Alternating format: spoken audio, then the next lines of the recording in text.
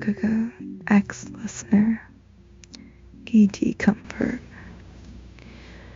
Being so careful about you thought you'd been. Skipped breakfast turned into I already ate.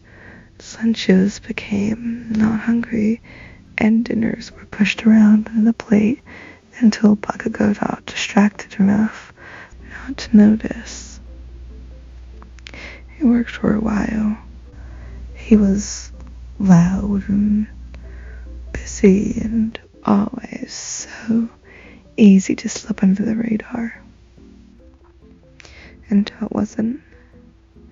We were sitting on the couch in the dorm common room after training, hoodie sleeves pulled over your hands, pretending to scroll on your phone. The kitchen was a mess of leftover takeout containers and the smell of something spicy. Bakugo had cooked earlier. He was still in there, banging around like the dishes had personally offended him. You felt him before you saw him.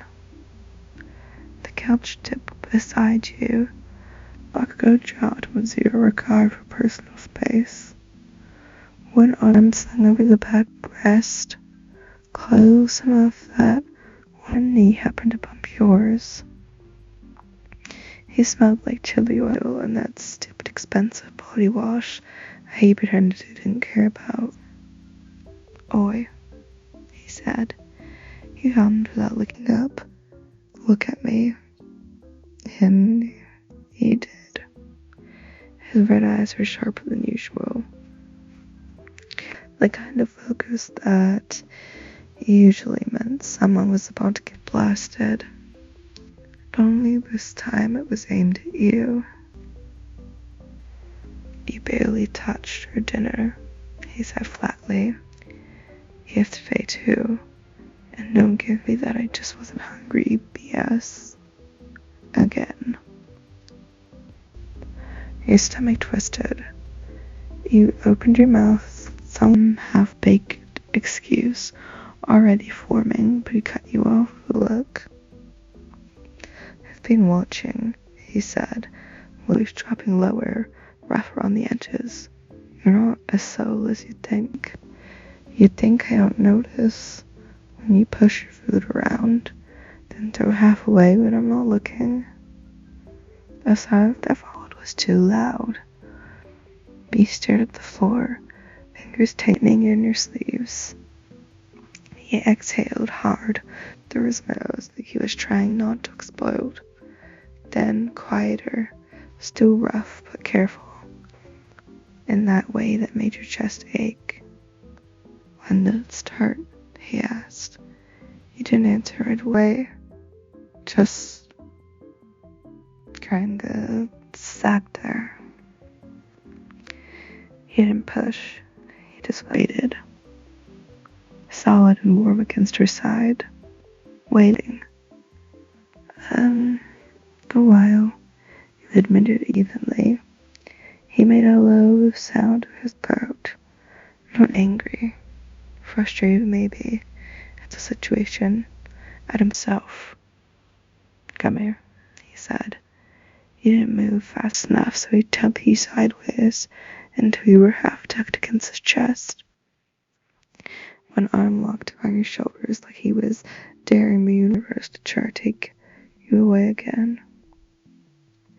His other hand stayed loose, resting near your knee, thumbs brushing absent-mindedly with the fabric of your sweats.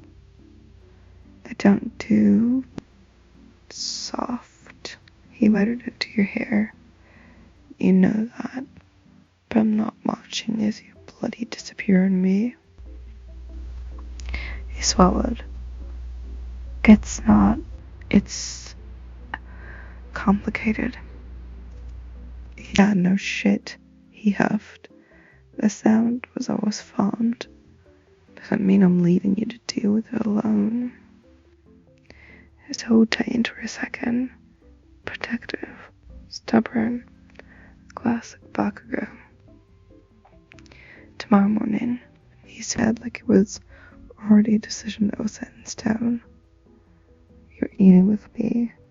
Something small, that's all you can manage. I don't care what it is. If it's just toast, you cannot skipping it. He touched your head, and I had to look at him.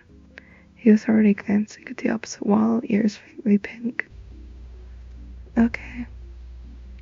And if you start to spiral again, he added, voice lower, you tell me, not later, not when it's already bad, you come and find me. Got it? He nodded against her shoulder. Bakugou stayed quiet after that, just kept you there, solid and warm, the steady rise and fall of his breathing grounding you, more than any speech could have. Occasionally his thumb would brush over your arm, or he'd shift and up to press his cheek against the top of your head, like you didn't even realize he was doing it. After a long stretch of silence, he muttered, almost too quiet to catch, "You're not alone in this, idiot. Don't forget that." You didn't answer, you just stayed there, letting yourself lean into him a little bit more. And for the first time in weeks, the tight knot in your chest loosened enough for you to breathe.